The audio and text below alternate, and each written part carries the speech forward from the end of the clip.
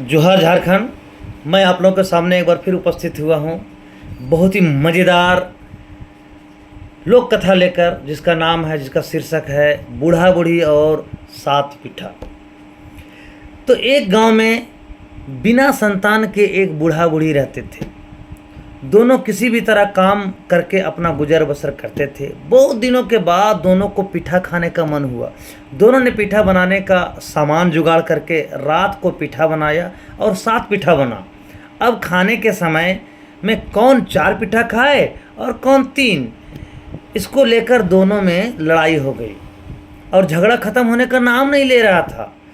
दोनों ने फैसला किया कि दोनों चुप रहेंगे और जो आगे बोलेगा वो खाएगा 3 और जो पीछे बोलेगा वो खाएगा 4 पिठा। और फिर दोनों ने जाके सो गए।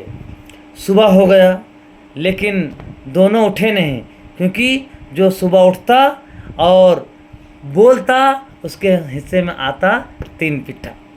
और दोनों जागने के बाद भी कुछ नहीं बोल रहे थे। देखते देखते दोपहर हो गया, ना कोई उठा और ना ही घर का दरवाज़ा खोला। अगल बगल के गांव के लोग चर्चा करने लगे कि अभी तक बूढ़ा बूढ़ी नहीं उठे हैं। पास के लोग दरवाज़ा खटखटाने लगे लेकिन कोई आवाज़ अंदर से नहीं आया। गांव के लोगों को लगा कि ज़रूर कोई घटना घट गया है, ना तो दोनों में कोई तो आवाज़ ज़रूर देता। सबों ने आपस में निर्णय लेके दरवाज़ा तोड़ दिया और अंदर जाके देखा तो दोनों सोए हुए हैं और चूल्हा के पास पिठा रखा हुआ है। गांव के लोग अंदर गए और दोनों को हिलाया और देखा लेकिन कोई जवाब नहीं दिया। तो गांव के लोगों को लगा कि बूढ़ा बूढ़ी मर गए। गांव के लोग बोलने लगे कि हाय बेचारा बूढ़ा बूढ़ी रात को बिना खाए पिए सो गए और पिठा अभी तक ढका ही है। गांव के लोग अफसोस करने लगे। अब क्या? सब विचार किए और चंदा करके दोनों का अंतिम क्रिया करने के लिए लग गए। गांव के लोग बूढ़ा बूढ़ी को एक ही खाटी पर लिटा देते हैं। कफन ओढ़ा दोनों को शमशान घाट ले जाते हैं। लोग दोनों को एक ही चिता पर रख कर और उनके ऊपर लकड़ी रखने लगे। इतना हो जाने के बाद भी कोई कुछ नहीं बोल रहे हैं। अब लोगों को लगा अब लोग आग लगा दिए और जब आग लगा तो दोनों तड़पने लगे।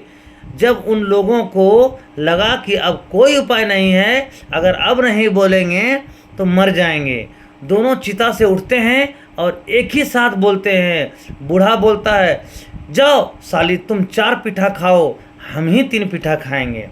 और बूढ़ी बोलती है, जो बूढ़ा तुम ही 4 पिठा खाओ, हम ही 3 पिठा खाएंगे।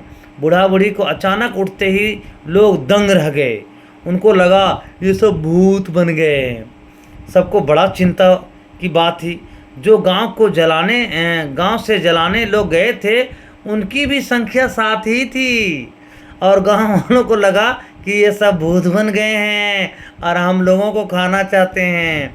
वही बूढ़ा बूढ़ी झगड़ा करने लगे कि तुम 4 खाओ, हम 3 खाएंगे।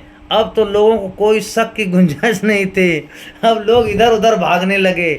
जब घर लौटे तो पीछे से बूढ़ा बूढ़ी झगड़ते झगड़ते घर लौट आया। तो गांव के लोग कान लगाकर उनकी झगड़ा सुनने लगे।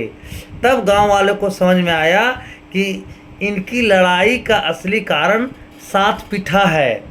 वो 7 पिठा में शर्त लगाया कि जो पहले बोलेगा उसके हिस्से में आएगा 3 और जो बाद में बोलेगा उसके हिस्सा में आएगा 4 पिठा।